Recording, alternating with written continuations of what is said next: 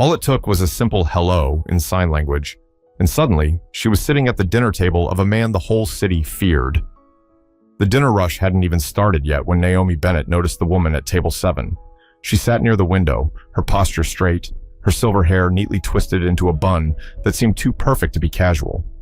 The sunlight hit the diamond on her finger, sending tiny flashes across the tablecloth. She wasn't looking at the menu. She wasn't looking at anyone. She was staring at the front door, waiting for someone.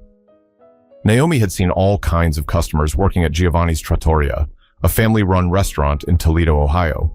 Construction workers stopping in for a quick plate of pasta, couples trying to fix their relationships over red wine, even the occasional local celebrity. But this woman was different. There was something about the stillness around her, as if the room itself was careful not to disturb her peace. "Table 7?" whispered Jordan, one of the younger waiters, leaning in behind Naomi. "You see her? That's Luciana Moretti. You know who her son is, right?" Naomi frowned. "Should I?" Jordan's eyes darted toward the door, his voice dropping to a whisper. "Vincenzo Moretti, the guy who owns half the city's real estate. And, some say he runs other things too. You don't mess with that family." Naomi didn't respond. She just picked up her notepad, straightened her apron, and walked toward the table. Fear wasn't in her nature. She was quiet, shy even. But she believed people were people, no matter who their family was. Still, as she approached, she noticed something odd. Luciana was trying to communicate with the waiter before her, but her hands were moving, not her lips. The waiter stood frozen, confused, muttering apologies before hurrying away. Naomi realized immediately the woman was deaf. Luciana's expression shifted, a mix of frustration and sadness. She turned her head slightly, scanning the room. Her eyes landed on Naomi, curious but cautious. Naomi hesitated for half a second, then smiled softly and began signing. "Hello, my name is Naomi. Can I take your order?" Luciana's eyes widened, her entire face softening in surprise. Her lips formed the words, "You sign?" Naomi nodded. "Yes, ma'am." "A little. My grandmother was deaf." I learned from her. The corners of Luciana's lips curved into a small, genuine smile. She signed slowly, "Thank you, dear. Everyone keeps shouting at me as if I can suddenly hear them." Naomi laughed gently, replying, "That happens more often than you'd think." The tension that had filled the air seemed to melt for a moment. Luciana looked around the restaurant, then back at Naomi, signing her order.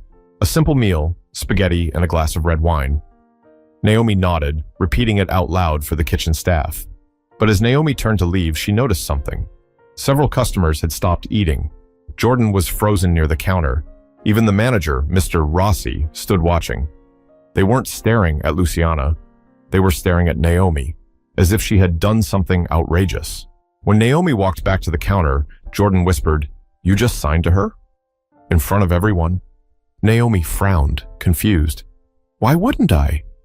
"Because that's his mother, Naomi. Vincenzo Moretti's mother. You don't draw attention to her.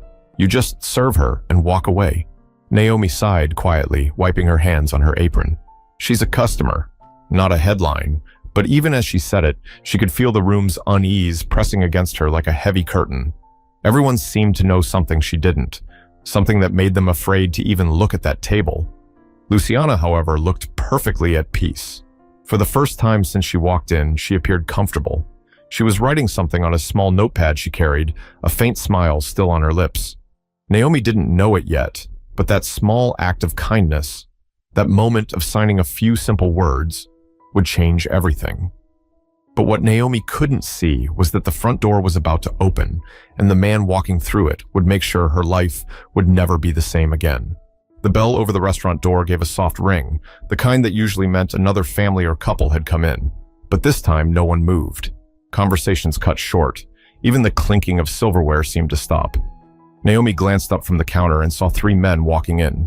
2 large ones in black suits and the one in the middle, tall, dark coat, eyes sharp and watchful. That was Vincenzo Moretti. Naomi had never seen him in person before, but she didn't need anyone to tell her who he was. There was something about the way people reacted to him, like the air had been pulled out of the room. The manager rushed over to greet him, voice trembling with forced cheer, while the men behind him scanned every corner like they were expecting a threat to jump from behind the breadsticks. Luciana noticed her son and lifted a hand. A warm smile crossed her face, one that instantly softened the intimidating man everyone whispered about. Vincenzo walked toward her slowly, kissed her forehead, and signed something Naomi couldn't fully see. It wasn't the kind of interaction that screamed crime boss. It looked more like a son who loved his mother deeply. Naomi, standing behind the counter, caught herself staring. When Luciana pointed toward her and signed something to her son, Naomi quickly looked down, pretending to wipe a table. But it was too late. Vincenzo's eyes had already found her. He didn't say anything at first. He just studied her. Calm, unreadable, the kind of gaze that made you want to fix your posture. The manager stepped in, stuttering, "Mr. Moretti, please, let me get your usual table, sir." Vincenzo ignored him. He walked straight to where Naomi stood. "You're the waitress who signed to my mother," he said quietly. His voice was deep but calm, like someone used to being obeyed without needing to raise it. Naomi's heart picked up a little. "Yes, sir." She seemed frustrated, so "You know sign language?" "Yes, my grandmother was deaf. I learned when I was a kid." For a brief second, his expression shifted. Something softer flickered there before disappearing again. "My mother hasn't smiled like that in a long time," he said. "You did something kind today." Naomi didn't know what to say. She just nodded, unsure if "you're welcome" was appropriate when talking to a man like him. Luciana motioned for Naomi to come back to the table. Naomi walked over carefully, pretending she didn't feel the eyes of the entire restaurant on her back. Luciana signed again, slower this time. "My son says thank you. He doesn't meet many people who treat me like a person instead of a secret." Naomi smiled. "You're welcome. You seem kind. You just need people who listen differently." Luciana chuckled silently, the kind of laugh that shook her shoulders slightly. She gestured toward the chair across from her and signed, "Sit with me a minute, please." Naomi hesitated. The manager caught her eye and shook his head vigorously from across the room, mouthing, "Don't." But Luciana's face was so open, so motherly, that Naomi couldn't say no. She sat down. Luciana took her notepad and wrote something in neat, cursive handwriting. "People fear my son, but he is not all darkness. He lost his father young. Sometimes the world blames us for surviving it." Naomi read the words twice, unsure how to respond. She looked up to see Luciana's eyes glistening, not with sadness exactly, but memory. Naomi gently took the pen and wrote, "Surviving isn't wrong. Sometimes it just means you had no choice." Luciana smiled again, nodded, and put her hand over Naomi's for a brief moment. A soft, motherly gesture that carried more gratitude than words ever could. Naomi stood, smoothing her apron, and started back toward the kitchen. She didn't realize Vincenzo had been watching the whole time. His eyes followed her as if he was trying to figure her out, who she was, what she wanted, why she wasn't afraid. When Naomi returned with Luciana's food, the woman gestured for her to taste the sauce. Naomi laughed quietly, shaking her head. "I'm not allowed," she said, but Luciana insisted. Naomi dipped her spoon, tasted, and smiled. "It's perfect." For the first time that night, the restaurant seemed to breathe again. People started talking softly. The tension faded just a little. Naomi didn't know it yet, but that simple act, sitting with Luciana, talking to her like a friend, had already changed how the Morettis saw her. But while Naomi thought she was just being kind, Vincenzo was already thinking about how to bring her deeper into his world, a place she wasn't built for. The next evening, Naomi came in early for her shift. The night before had been strange, but she told herself not to overthink it. People eat, people talk, people leave. That's what she kept repeating in her head. But when she walked into Giovanni's, something was different. The entire staff was whispering near the counter, the manager pacing nervously. Naomi set down her bag and asked, "What's going on?" Jordan glanced at her, eyes wide. "They're back," he said. "Luciana and him." Naomi looked toward table 7. There they were, Luciana smiling warmly, and Vincenzo sitting across from her, calm and unreadable as always. It wasn't unusual for repeat customers, but this time, Naomi noticed something new. Luciana had brought a small book with her, a beginner's guide to American Sign Language. When Naomi approached, Luciana beamed and signed, "I've been practicing. You made me want to learn again." Naomi couldn't help but grin. You're already great, she replied, and Luciana laughed silently. Vincenzo leaned back in his chair, watching the exchange. You're really good at that, he said. I've been signing since I was 8, Naomi replied. My grandmother never learned to read lips, so this was how we talked. Luciana signed something to her son, then motioned toward Naomi, smiling. Naomi caught part of it. Something about her being patient, kind. Vincenzo chuckled softly, his expression loosening. She says you remind her of her sister. She hasn't said that about anyone in years. Naomi's cheeks warmed. That's sweet of her. The rest of the meal passed peacefully. Naomi helped Luciana practice signing the names of dishes on the menu, and even Vincenzo tried to join in, though his attempts drew silent laughter from his mother. For the first time, the restaurant didn't feel tense when they were there. It almost felt normal. When Naomi brought the check, Vincenzo stood and said, You made my mother's week. She doesn't like going out much anymore, but she asked to come here again. I'm glad she's comfortable, Naomi said. He reached into his coat pocket, pulled out a folded envelope, and placed it on the counter. That's for you. Consider it a thank you. Naomi looked down at it, then back at him. I can't take that. It's not a bribe, he said with a half smile. It's appreciation. I appreciate that, Naomi replied carefully, but I'm fine. Really, Vincenzo tilted his head slightly, studying her again. You're not like most people. Because I don't take money I didn't earn? Because you treat people like people. He paused, his tone dropping. Even people others think you should fear. Naomi didn't know how to respond. She just gave a small nod and said, Your mother's a wonderful woman. She deserves kindness. He smiled faintly. You'd be surprised how rare that is. Luciana interrupted, tapping the table to get their attention. She signed something fast, her hands moving gracefully. Vincenzo translated, She says you should come by tomorrow after your shift. She wants to cook for you, says she owes you dinner. Naomi hesitated. That's really kind, but I don't want to intrude. Luciana shook her head, signing firmly. You are welcome. Naomi smiled softly. Okay, I'll come. Vincenzo nodded once, satisfied. Good. My driver will pick you up after work. As they left, Jordan rushed over. Are you crazy? He whispered. You're going to their house? Naomi folded her apron, exhaling slowly. It's just dinner, Jordan. Dinner with a mob family, he hissed. Naomi shrugged. It's dinner with a kind woman and her son. That's all. But when she locked up later that night, a black car idled across the street, headlights glowing faintly. The driver inside leaned out the window, making a small gesture that said, We'll see you tomorrow. Naomi froze for a moment, unsure if she should wave back. She didn't. She just walked home quietly, her mind filled with questions she couldn't quite name. But Naomi had no idea that dinner wasn't just dinner, it was the beginning of a debt she never meant to owe. The next evening, Giovanni's felt quieter than usual. Even the music that usually played faintly through the speakers seemed softer, like the whole restaurant was holding its breath. Naomi tried to keep her thoughts steady, but her mind was already elsewhere, on that dinner invitation waiting at the end of her shift. When the clock finally struck 9, she hung up her apron and grabbed her coat. Outside, the night air was cool and the street was nearly empty. Parked across from the restaurant was a sleek black car, the same one from last night. A man in a gray suit stepped out and nodded politely. Miss Bennett? Mr. Moretti sent me to take you to the house. Naomi hesitated for a second, her hand tightening on her purse strap. Right. Okay.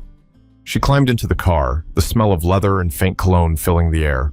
They drove in silence through quiet neighborhoods until the city lights began to fade.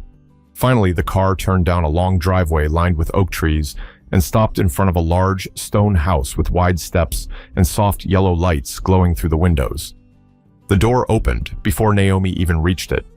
Luciana stood there, smiling brightly, motioning her inside.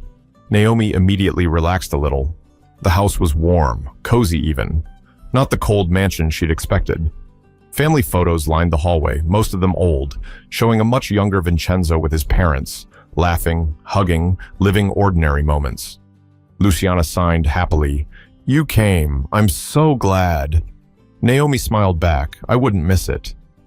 Vincenzo appeared from another room, no coat this time, just a black shirt with the sleeves rolled up. He looked less like the man from the restaurant and more like someone trying to play host. "You made it," he said. "I wasn't sure you'd actually come." "I said I would," Naomi replied. He gave a short smile. "Not many people keep their word to me."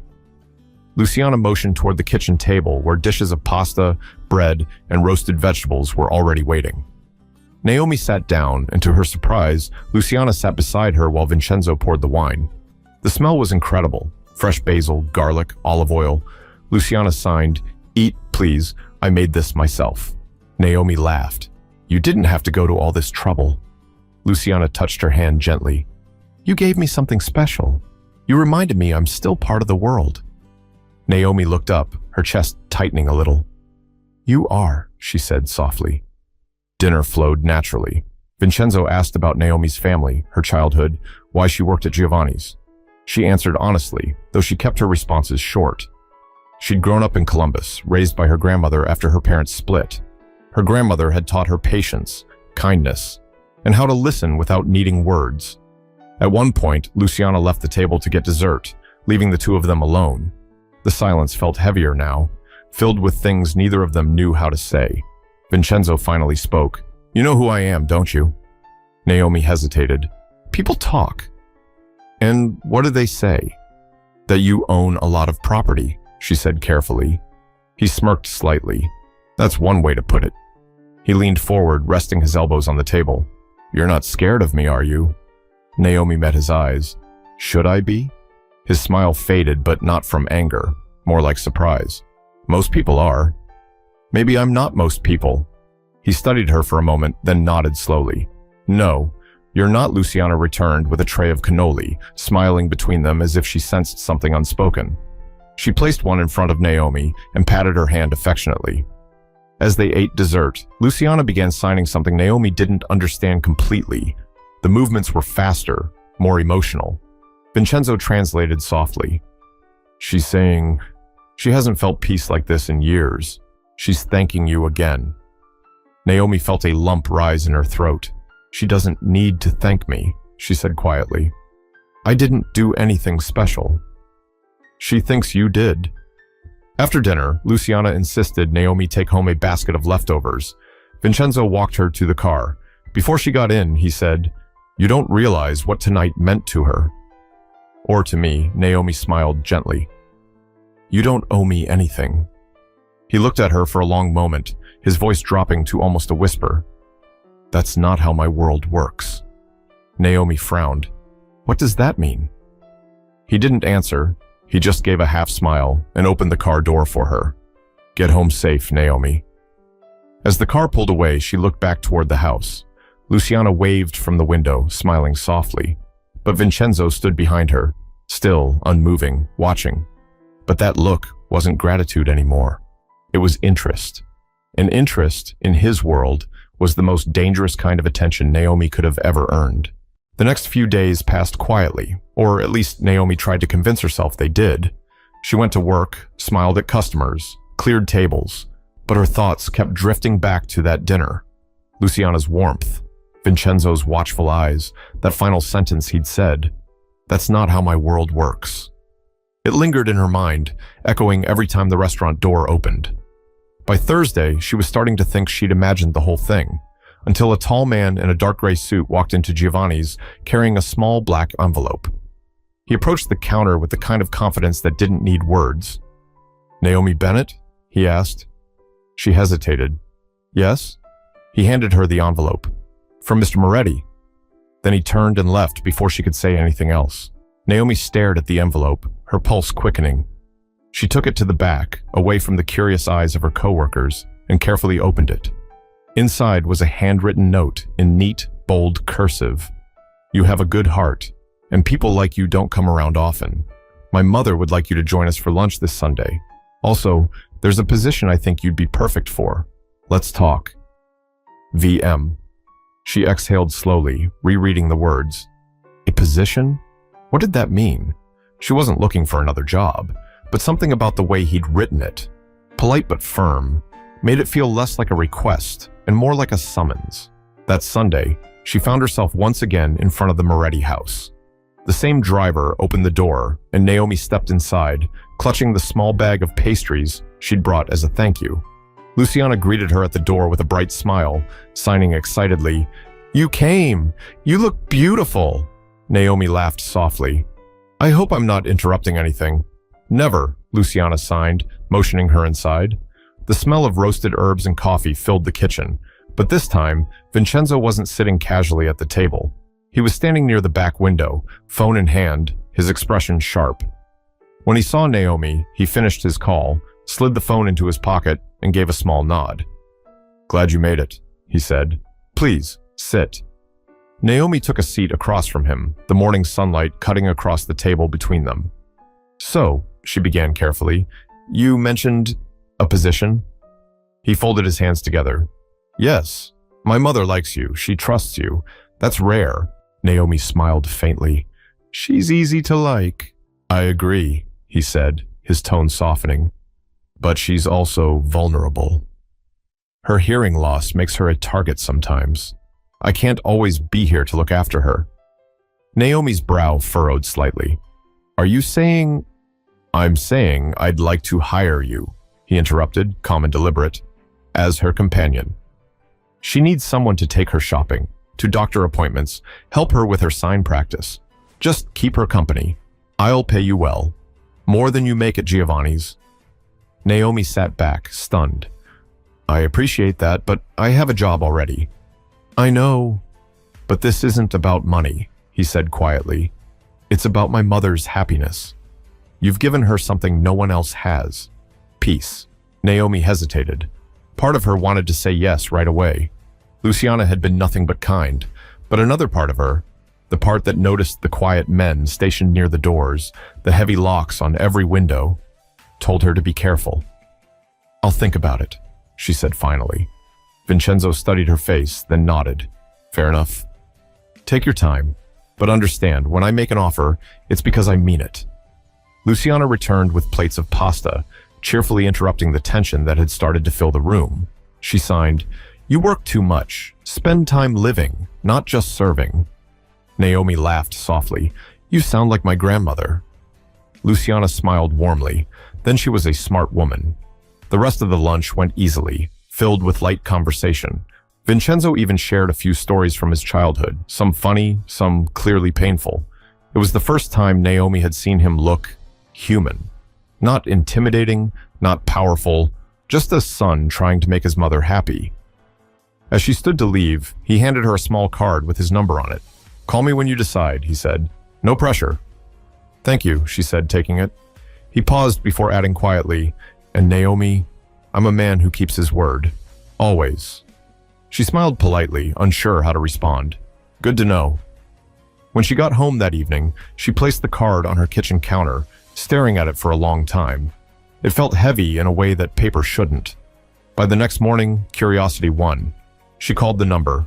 A voice answered almost immediately. "Naomi," Vincenzo said, calm and assured. "I was hoping you'd call." Naomi took a deep breath. "I'll take the job." "Good," he replied.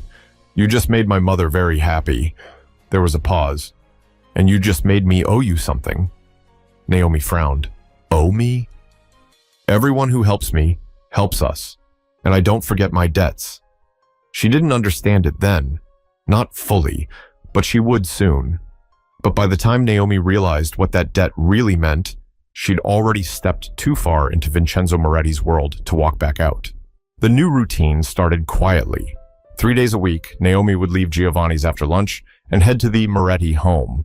Luciana was always waiting with a smile, eager to show her the new words she'd learned in sign language or to talk about old memories from Italy.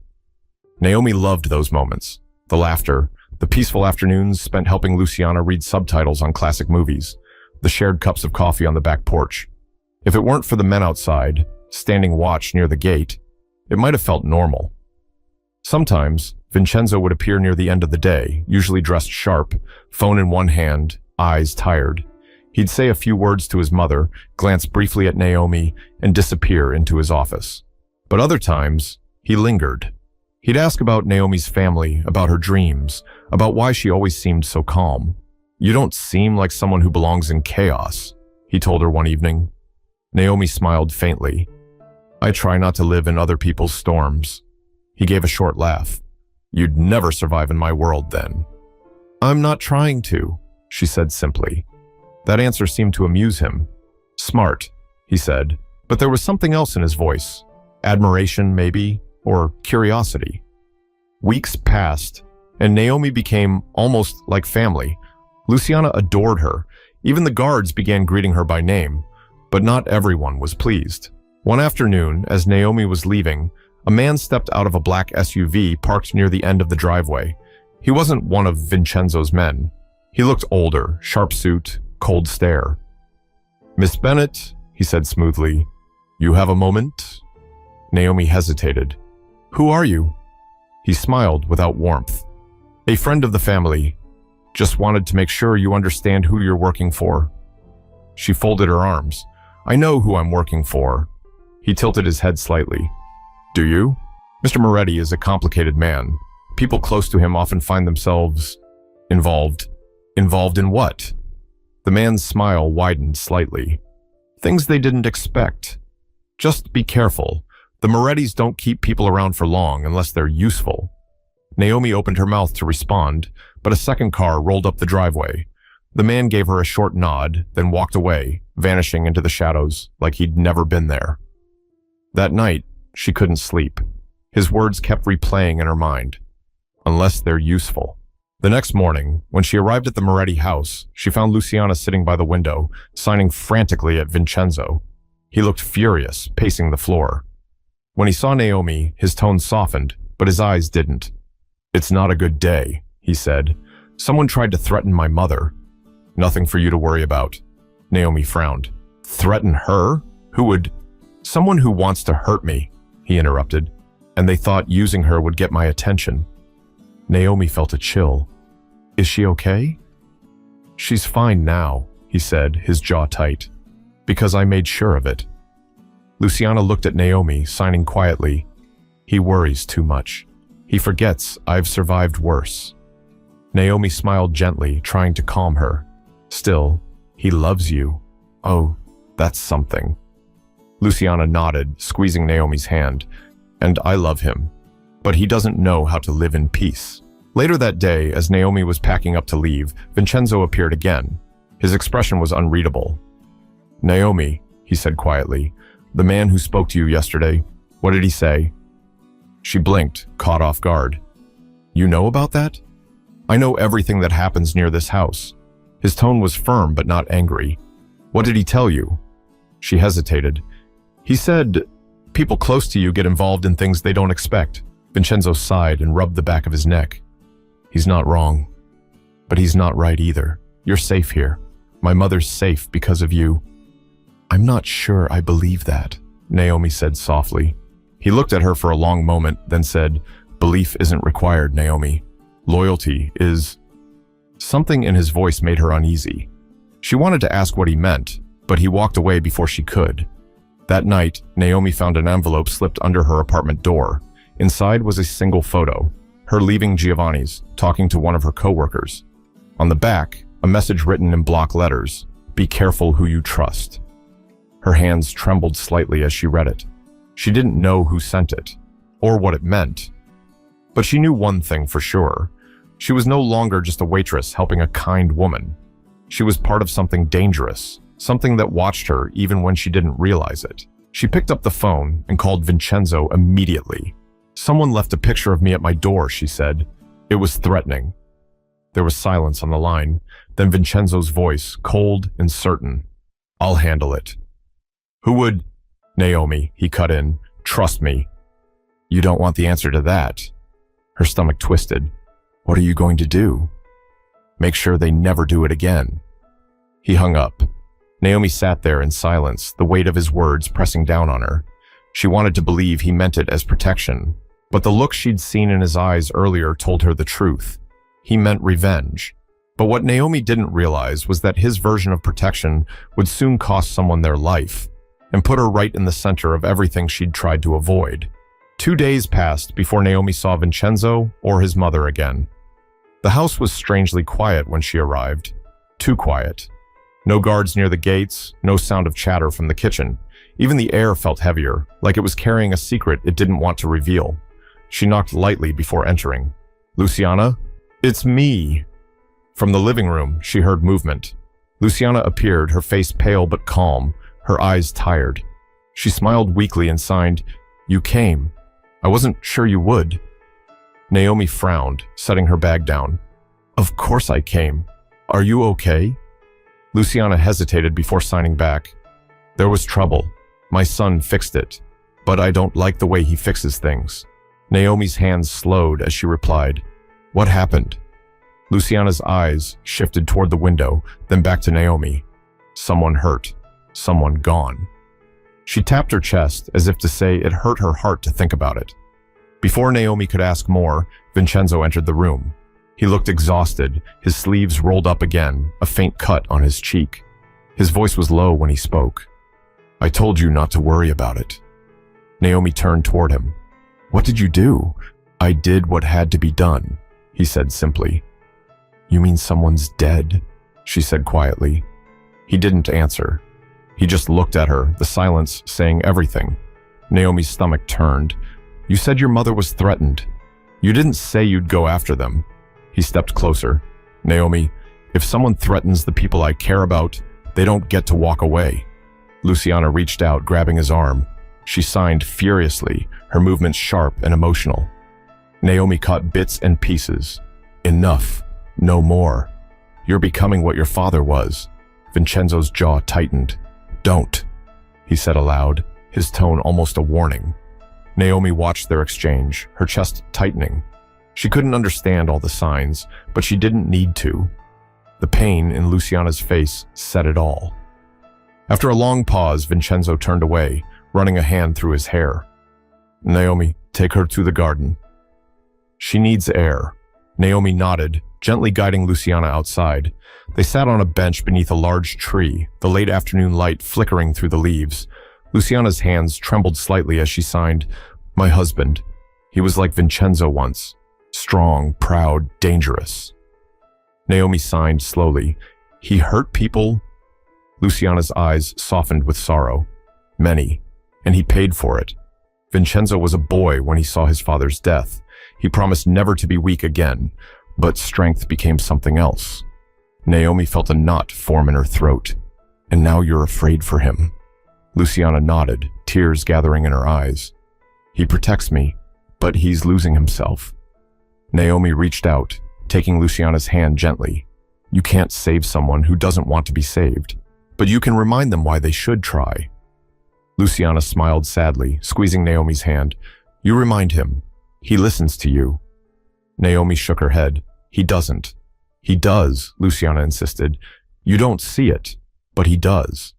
Inside the house, a loud noise startled them both. A door slamming, followed by muffled voices. Naomi stood, instinctively stepping between Luciana and the door. Moments later, Vincenzo appeared again, his expression hard. "I'm sorry," he said, his tone softer now. "Things are tense right now." Naomi took a careful breath. "You can't keep fixing everything with fear, Vincenzo. It's killing her." His eyes met hers, and for a moment she saw something there. Guilt, confusion, maybe even pain. "You think I don't know that?" he said quietly. "But when you live like I do, fear is the only language people respect." Naomi shook her head. "That's not true. Respect built on fear isn't real." He looked at her, then away, as if her words had struck a nerve he didn't want to acknowledge. "You talk like the world's fair," he muttered. "It's not." Luciana stepped forward, signing something quickly. Vincenzo sighed and translated. "She says you remind her of hope." "That's a dangerous thing around here," Naomi smiled faintly. "Maybe it's the one thing you need more of." He stared at her for a moment longer, then nodded slowly. "You should go home. It's late." Naomi gathered her things, hugged Luciana gently, and walked toward the door. Just as she was about to leave, Vincenzo said quietly, "You don't have to come back if this makes you uncomfortable." She turned back. "Luciana needs me." "I'll be here." His eyes softened just a little. "You're brave." "Not brave," she said softly. "Just human." When Naomi left the house that evening, she didn't see the black car parked down the road or the man inside snapping photos through a long lens. Someone else was watching now, and whatever they wanted from Vincenzo, Naomi had just become part of it. But while Naomi thought she was helping heal a broken family, she was actually standing in the middle of a war that was about to turn deadly, and her kindness was the spark neither side expected. The next morning, Naomi woke to the sound of her phone buzzing over and over. When she picked it up, she saw 3 missed calls from Vincenzo and 1 short message: "Don't come today, it's not safe." Her heart pounded as she read it again. She tried calling him back, but it went straight to voicemail. A heavy feeling settled in her chest. She got dressed anyway, grabbed her keys, and left. By the time she reached the Moretti house, the gate was open, and 2 police cars were parked outside. Her stomach dropped. She pushed past one of the officers trying to stop her. "Luciana," she shouted. "Where is she?" The officer hesitated. "Ma'am, you can't—" "Where is she?" Naomi repeated, her voice breaking. From inside the doorway, a familiar figure appeared. Vincenzo. But this time, there was no calm, no control. His clothes were wrinkled, his hands stained with dirt, his eyes hollow. He looked at Naomi like someone who hadn't slept in years. "She's gone," he said quietly. Naomi froze. "Gone?" He nodded slowly. "She had a stroke early this morning. The doctor said it was her heart, too much stress. Her knees nearly gave out. She covered her mouth, tears blurring her vision. No, she was fine yesterday." "I told her to rest," Vincenzo said, his voice cracking for the first time. "But she stayed up late. She was writing something. For you." He handed her a folded piece of paper, edges smudged from his hands. Naomi opened it carefully. It was written in Luciana's neat handwriting. "Dear Naomi, don't let this world make you cold. I lost myself trying to make my son strong. You reminded me what it means to be kind. If he listens to anyone, it will be you. Don't be afraid to make him see that strength is not silence." Naomi's tears fell onto the paper. She couldn't speak. Vincenzo turned away, his voice quiet but sharp. "I should have protected her better." "You did," Naomi said softly. "She was happy again because of you." He shook his head. "She was happy because of you. You saw her. You treated her like she mattered. I didn't even know she was still learning sign language until she met you." Naomi stepped closer, her voice trembling. "You can still honor her, Vincenzo, by living the way she wanted you to, not by scaring the world into submission." He looked up at her, eyes red, jaw tight. "You really think I can change?" "Yes," she said, "but not until you stop thinking power comes from fear. She believed in you. Don't make her wrong." He didn't answer. Instead, he walked past her, out to the porch where the wind was carrying the faint sounds of police radios and the distant hum of city traffic. For a long time, neither of them spoke. The silence between them said more than words could. Finally, Vincenzo took a deep breath. "I don't know what happens next," he admitted. Naomi folded Luciana's letter gently. "You start by doing what she taught you. Listen. Not with your ears, with your heart." He turned to her, and for the first time she saw not the Mafia boss the world feared, but a broken son who'd run out of ways to hide his pain. "I'll try," he said quietly. "That's all she ever wanted," Naomi whispered. Weeks later, Naomi returned to Giovanni's. Life went on, but something inside her had changed. Every time she saw someone struggling to be heard, a child tugging on their parent's sleeve, an older customer fumbling with words, she remembered Luciana's smile. She remembered the language of hands, the patience of silence, and the power of kindness that could soften even the hardest hearts. One night, near closing time, the bell above the door rang. She looked up, and there he was. Vincenzo, standing in the doorway, not in a suit this time. Just a plain shirt, sleeves rolled up, eyes tired but calm. "Didn't think I'd see you again," Naomi said. He stepped forward, holding out a small wrapped package. "My mother's recipes. She wanted you to have them." Naomi took it, smiling softly. "Thank you." "She was right about you," he said. "You're the only person who ever told me something I didn't want to hear, and I listened." Naomi nodded. "She was right about you too. You're not lost, Vincenzo. You're just learning a new language." He smiled faintly. Not the guarded, practiced one she'd seen before, but something real. "Goodbye, Naomi." "Goodbye, Vincenzo." As he turned to leave, Naomi looked down at the package in her hands. The note on top read, "For the one who spoke kindness louder than fear." She wiped her eyes and whispered to herself, "I'll make sure people hear her story." Then she went back to clearing tables, ready to face another ordinary night. But now she carried a piece of a family that had taught her the hardest truth of all. Sometimes silence says everything. Kindness doesn't always come with safety, and compassion doesn't always keep you out of danger, but it can change even the coldest heart. Be the voice or the hands that remind someone they still matter, because sometimes the smallest gesture can echo louder than fear. But maybe that's what Luciana Moretti was trying to teach all along, that love doesn't need words. It just needs someone brave enough to listen.